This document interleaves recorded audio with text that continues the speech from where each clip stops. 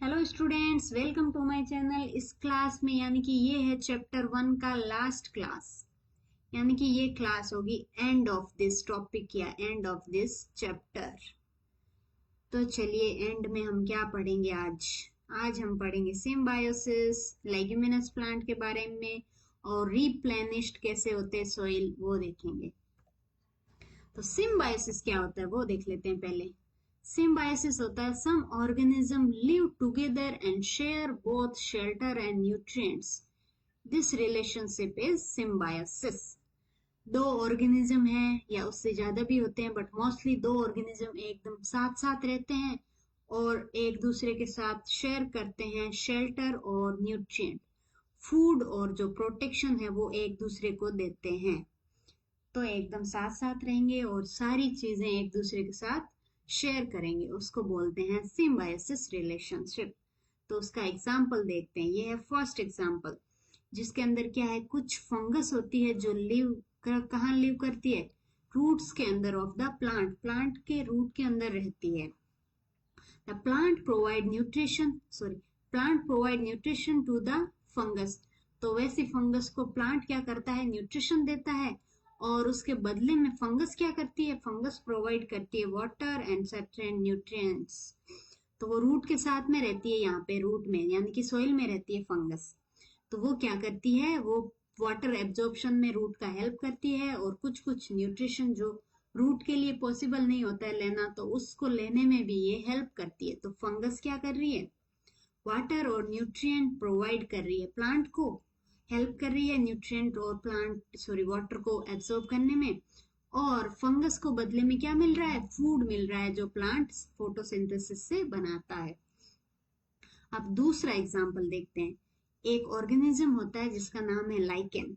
तो लाइकेन में क्या होता है, क्लोरोफिल कंटेनिंग पार्टनर होता है जिसका नाम है एल्गा, और वो उसके साथ कौन रहता है, दूसरा रहता है फंगस। तो फंगस प्रोवाइड करता है शेल्टर, वाटर एंड मिनरल्स। तो फूड कौन प्रोवाइड करता है, एल्गी, और फंगस क्या कर रही है, उसको शेल्टर दे रही है, वाटर दे रही है और मिनरल्स प्रोवाइड कर रही है। इन सब से मिलके फिर एल्गा क्या बनाएगा, फूड, और वो फूड दोनों ही खाएंगे, एल्गी भी खाएगी और फंगस को भी मिलेगा। In return, algae prepare food and provide food to the fungus. अब है ये तीसरा एग्जांपल इसका सिम्बायोसिस का, लेग्यूमिनस प्लांट। इसमें क्या होता है, usually crop plant absorb a lot of nitrogen and the soil become deficient in the nitrogen. कुछ कुछ क्रॉप होती है जो खेती होती है, हम खेती करते हैं ना, वो वाले प्लांट क्या करते हैं, बहुत सारा नाइट्रोजन है वो एब्जॉर्ब कर लेते हैं सॉइल से। तो एब्जॉर्ब करने की वजह से क्या होता है, नाइट्रोजन की कमी हो जाती है उस सॉइल के अंदर। तो यू लर्न दैट दो nitrogen gas is available in plenty in the air, plants cannot use it in the manner they can use carbon dioxide। तो ये गैस फॉर्म में प्रेजेंट होती है नाइट्रोजन गैस, हाँ गैसियस फॉर्म में होती है, बट वो अवेलेबल फॉर्म में नहीं है, तो उस प्लांट के लिए वो लेने पॉसिबल नहीं है, इतना इजी नहीं है। एयर में तो बहुत है, बट सोइल के अंदर जो अवेलेबल फॉर्म है, यूजेबल फॉर्म है, उसमें नहीं है। तो क्या करता है, प्लांट उसको नहीं ले पाता है, जैसे वो कार्बन और ऑक्सीजन को ले रहा है। तो नाइट्रोजन सोल्यूबल फॉर्म में होगी तो ही ले पाता है। तो सोल्यूबल फॉर्म में कौन कन्वर्ट कर रहा है, इसके अंदर एक बैक्टीरियम होता है राइजोबियम, जो एटमॉस्फेरिक नाइट्रोजन को यूजेबल फॉर्म में कन्वर्ट कर देता है। और rhizobium can not make its own food. तो वो राइजोबियम क्या करता है, वो खुद का फूड खुद नहीं बना पाता है, तो वो कहाँ रहता है, रूट में रहता है। किसके, ये क्या है, एक बैक्टीरियम है या बैक्टीरिया है राइजोबियम नाम का, जो रूट में रहता है किसके, लेग्यूमिनस प्लांट के। लेग्यूमिनस प्लांट कौन कौन से होते हैं, इसके एग्जाम्पल देखते हैं। ग्राम्स होते हैं, पीज, मूंग्स, बीन्स एंड अदर जो भी लेग्यूम्स है, और उनको ये क्या करता है, नाइट्रोजन प्रोवाइड करता है राइजोबियम, और राइजोबियम को क्या मिल जाता है, food, provide food and shelter to the bacterium. तो ये एसोसिएशन क्या हो गया, सिम्बायोसिस। तो सिम्बायोसिस के हमने कितने एग्जाम्पल देखे अभी तक, 3। तो तीनों याद रखने हैं आपको। This association is great significant to the farmer. ये फार्मर के लिए बहुत बेनिफिशियल है। क्यों है?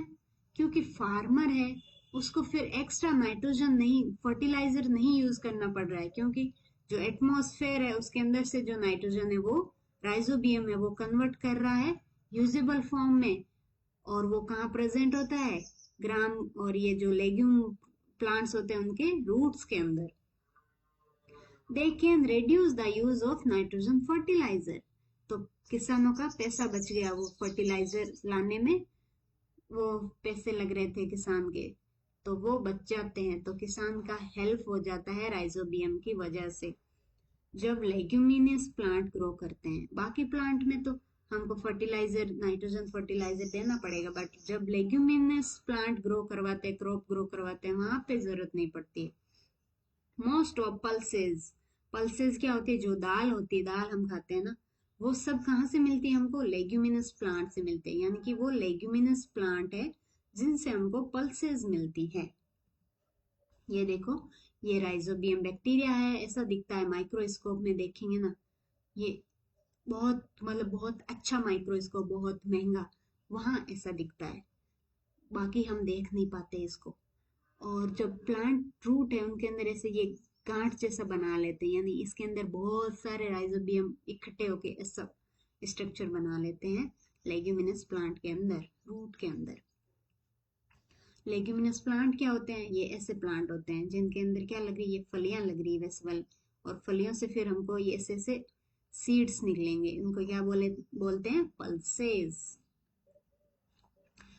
अब नेक्स्ट टॉपिक है how nutrient are replenished in the soil.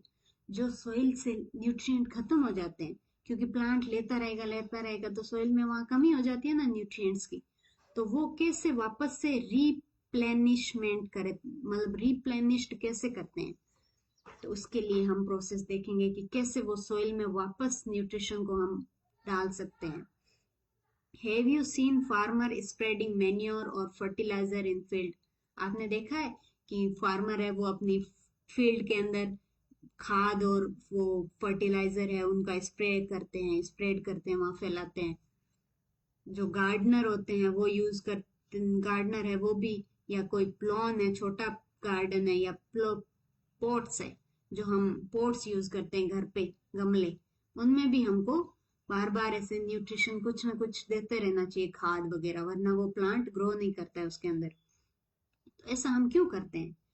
क्योंकि you learn that plant absorb mineral and nutrient from the soil. क्योंकि आपने अभी इस क्लास में, इससे पहले वाली क्लासेस में, इस चैप्टर में हमने पढ़ा है कि प्लांट क्या करता है? एब्सॉर्ब करता है मिनरल और न्यूट्रिएंट को, कहाँ से? सॉइल से। तो so their amount in soil keep on declining.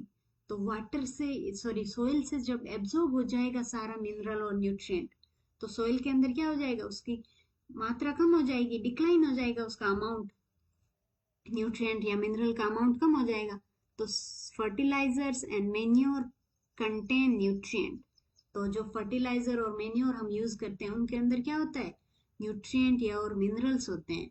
तो उसकी वजह से वो वापस से सॉइल के अंदर वापस उनकी अमाउंट बढ़ जाती है। तो नाइट्रोजन, पोटेशियम, फास्फोरस, ये सब और भी बहुत सारे मिनरल्स उसमें होते हैं जो प्लांट के लिए रिक्वायर होते हैं ग्रो करने के लिए। These nutrient need to add from time to enrich the soil. तो ये सब न्यूट्रिएंट हमको सॉइल के अंदर ऐड करते रहना चाहिए टाइम टू टाइम, वरना हमारा प्लांट जो है वो इन मिनरल की और न्यूट्रिएंट की कमी की वजह से ग्रो नहीं कर पाएगा अच्छे से, या मर जाएगा।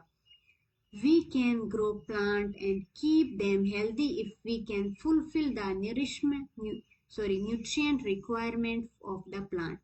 जो प्लांट की न्यूट्रिएंट की रिक्वायरमेंट है उसको हम टाइम टू टाइम फुलफिल करते रहेंगे, उस सोइल में उसकी कमी नहीं आने देंगे, तो वो हेल्दी ग्रो करेगा, अच्छे से ग्रो करेगा।